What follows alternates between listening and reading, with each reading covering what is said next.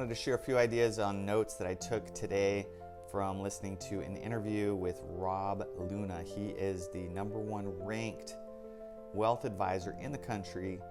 He has helped thousands of clients obtain wealth through diverse investing, but specifically today he talked about real estate investing, and not even investing in grand scale. It was really a discussion of renting versus buying for your personal residence. I found that his advice really aligned with how I feel about real estate, and especially owning your home versus renting.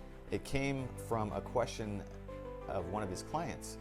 She said, hey, I really want to start this business, but I also want to buy a home. Which one should I do first?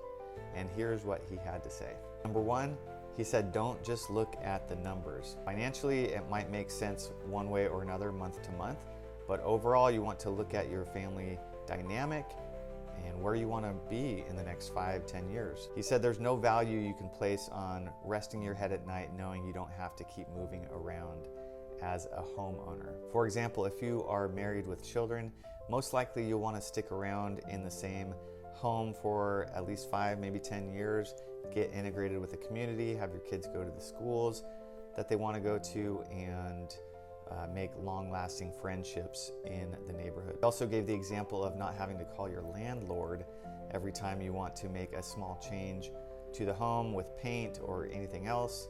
If your kids want a dog one day, maybe you'll have to beg the landlord to have that dog.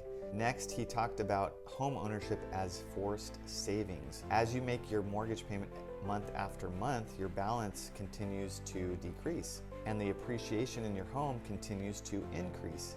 So your equity continues to build year after year, which brings us to the third point.